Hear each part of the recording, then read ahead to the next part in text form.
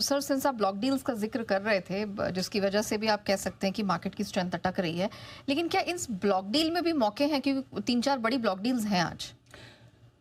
4 block deal हैं आज, हाँ, है ना। ABFRL, Alkem, Tata Tech, Indegene. इंडिजिन। ठीक है। इंडिजिन चूंकि नया लिस्टेड है स्टॉक, तो मेरा इतना रडार पे नहीं, उसको छोड़ दिए। बाकी 3 का मैं आपको एनालिसिस दे देता हूँ। Number 1 ABFRL। ठीक है। ये स्टॉक मेरी रिकमेंडेशन लिस्ट में भी रहा है। मतलब पता नहीं, कुछ कुछ बिजनेसेस ऐसे हैं जो बिरला ग्रुप को बहुत ठीक करने ज़रूरी है, उसमें से एक ABFRL भी है।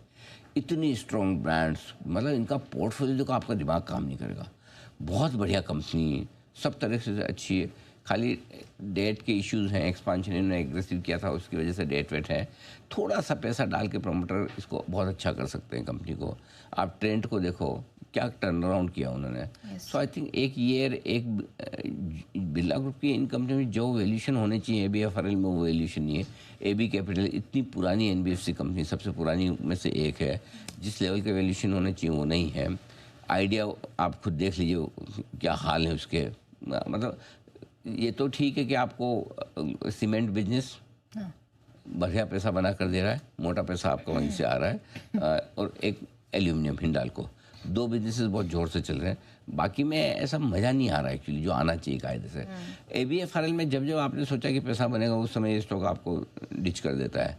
मैंने खुद ने भी रिकमेंडेशन किया हुआ है, उसके बाद चला भी, नो डाउट। हमने तो मर्जर, ये डी मर्जर के पहले किया था, 150-160 से भी किया था, उसके बाद तेजी भी हुई। लेकिन जैसे रिजल्ट मैं चाहता था वैसे हुए नहीं अभी भी।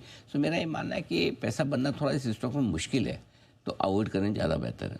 हाँ, ब्लॉक डील में ना खरीदें। दूसरा स्टॉक एल्केम लैब है। एल्केम लैब में अच्छे डिस्काउंट पर डील हो तो एक मौका बन सकता है आपके लिए खरीदारी का, ट्रेडिंग के लिहाज से। इन्वेस्टमेंट नहीं करना। क्यों? क्योंकि ये वाले रिजल्ट खराब आए थे। आपको याद होगा रिजल्ट के टाइम मैंने शॉर्ट भी दिया था, शॉर्ट दिया था, 2 दिन तक दिया था और अच्छा घटा भी। तो रिजल्ट में मज़ा नहीं है, तो हम इन्वेस्टमेंट के लिहाज से नहीं। हाँ, अगर एक बढ़िया डिस्काउंट मिल जाए तो वहाँ पे ट्रेडिंग के लिहाज से, मतलब 150-200 रुपये नीचे मिले तो ट्रेडिंग के लिहाज से एक आप ले सकते हो।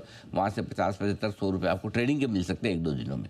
तो और ट्रेडिंग मतलब दिन के हिसाब से ना सोचें, 2-3 दिन का व्यू देखें तो ब्लॉक डील में अच्छी डिस्काउंट मिले तो वहाँ ट्रेडिंग करें। और तीसरा स्टॉक है आपके लिए टाटा टेक, जिसके लिए आप बिगुल भेजाएंगे तो ही बताऊँगा। चलेगा, तो बिगुल स्टॉक ऑफ द डे का।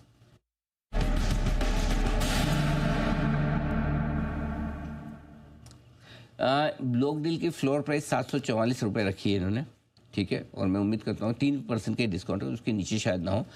स्टॉक बहुत बढ़िया, टाटा ग्रुप की कंपनी है, हर तरह से फर्स्ट क्लास है, बढ़िया।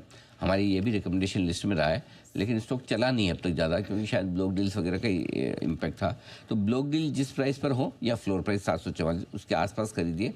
735 का स्टॉप लॉस रखिए।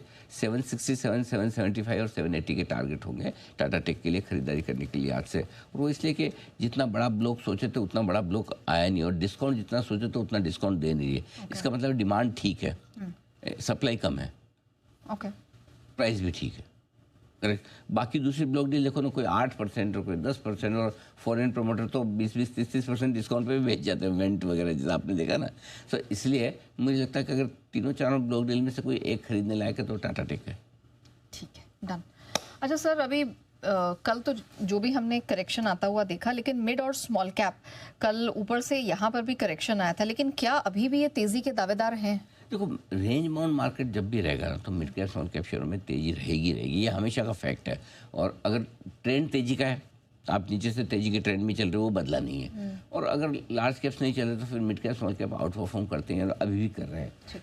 जब तक निफ्टी 24,450 के नीचे बनना हो, यानी कि यहाँ से 100 पॉइंट नीचे, तब तक आपको चिंता की बात नहीं। उसके बाद हम रिव्यू करेंगे, ठीक है। FIs का बिकवाली का जो प्रेशर आता है वो लार्ज कैप में ज़्यादा आता है, तो मिड कैप स्मॉल कैप शेयरों में रिस्क भी कम हो जाती है, इसलिए बाजार का फोकस भी वहाँ पर ज़्यादा है।